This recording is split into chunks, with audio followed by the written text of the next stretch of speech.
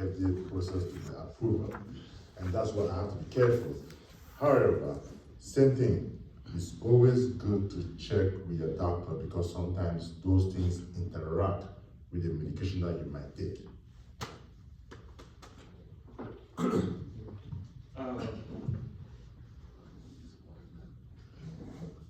I have two questions. One, you said African American are most likely to have prostate cancer. Now, if African American are most likely, then it tells us that African is just right behind you. Because who are African American? Then I started thinking of that because most likely, most time, what they like, we like that as well. Yes. And you talk about fried food. Yeah. African love that as well. That's true.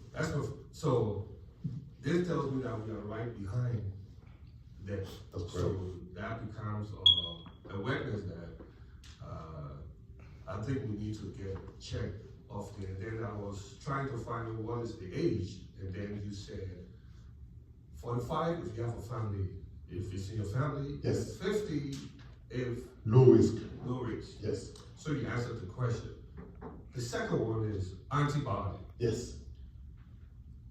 What is the difference between the antibiotics here and the one back home? Because many times when we travel back home, we bring a lot of antibiotics because we want to use them, but then now my concern is what's the difference? Yes. So, excuse me, sir. Yes. Can I answer my question? Can I ask my question? Go ahead. Because it's a little bit similar. Okay. So my question is about the fried food. Yes. Now there's another technology which is air fryer.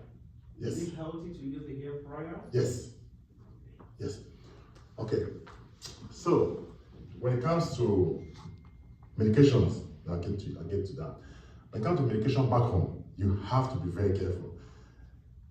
These days, poverty in Africa it's like poverty in Africa has come up with creativity of different things, which is not good, but it's bad.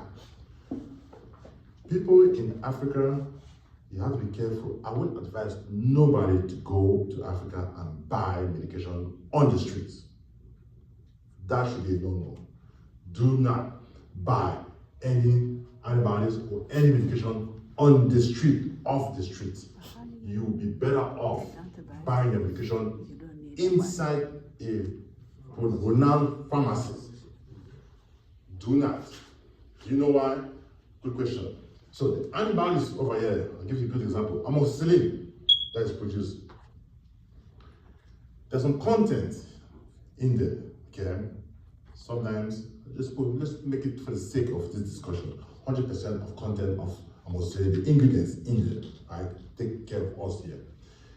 Those same antibiotics, amoxicillin in Africa has been dealt with, and people are trying to create so many supplies to make money off of it and reduces some of the content of those ingredients, and so then the probability of it working for you 100% probably comes down to 50%.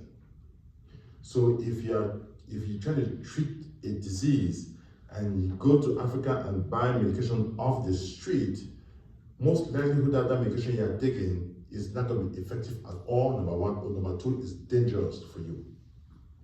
So, recommendation, do not. I don't care what the situation is, you tell your loved ones, do not buy medication off the street. I know, like I said, poverty causes a lot of problems. Money might be issue as well. People tend to go where it's cheaper than to go to a pronounced pharmacy. I'll spend that money and go to a pronounced pharmacy and get the right antibiotics so it can cure me and take care of me than actually death kind of call. And fried food, think about it, bunch of oils, right? Oils, all this unsaturated oil is terrible for us, right? That's why the advice is use some olive oil, which is better for us, or try as much as possible to avoid fried food. Air fryer is the best one. My wife has air fryer, so we use that sometimes.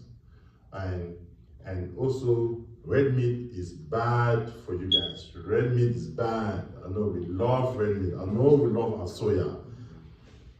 I try not to eat red meat at home. I only eat if I were to go out and eat. I eat soya. That's how I do my stuff.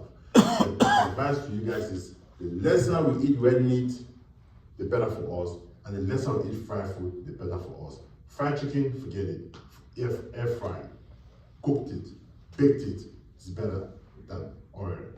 Excuse me, Yes. when you were answering this question in comparison to antibiotics in America and in Africa, could you please take off the street and go into a proper pharmaceutical base where we have proper antibiotics as against that of America, not getting from the street, please? Thank you. Sure, we'll do. So my sister is a pharmacist in Texas, based in Texas, and she does what they call African Brain Bank. If you have time, Google it, African Brain Bank. Right now, my sister is in Lagos, in Nigeria, and that's what they're talking about right now, just so you know. All these factors that's affecting we in Africa. She's currently in Lagos right now, in Nigeria, talking about that. What we're talking about right now, yes. But we have to understand something. Let me add this quickly. Most of the drugs in Africa come from India. That's correct. India have their manufacturing facilities because they try to make it cheaper for us, but we don't have that money. But you also have to realize that it's not going to be exactly the same thing. That's what you have here. Yes. You might have the same name, brand name or whatever, That's right. but it's not going to be the same thing. That's correct. Because they need to cut down so that you can afford it. I'll give you a good example, like Pastor said. In Cameroon, there's something we call paracetamol. I know it's in Nigeria too. Yeah. It's Tylenol. Okay. So when you guys have time, just go and look at the ingredients in Tylenol and paracetamol. It's very similar, but it's not the same. Yes. I just want to add on the difference that you are talking about. In my view, the difference is that Africa, we do it without prescription. Then we get antibiotic whenever we want. By the time we feel little symptom or anything, we go get our antibiotic and we take it. But the difference here, you don't get antibiotic here without prescription. That's correct. So that makes a huge difference. Yes. So that's why we're in Africa, bring me paracetamol, bring me penicillin. Yeah. Without Yeah. prescription, we just Yes. take it. I have family members, from my wife's side, that goes home and comes home with the Bactrim, right? Yeah, they come with Bactrim and ciprofloxacin, Cipro, different medications, and they said, well, they got it, and they're gonna take this, and it's gonna help them. You know. So what I do, thank God I'm there. What I do, I take it or I put it in the trash. You know. So I've seen it firsthand. It's not like I haven't seen it. I've seen it firsthand. I know it happens. I've been back home. I've seen people do the same thing too. And the worst thing you can do for yourself is to take antibiotics and don't complete the course of the antibiotics.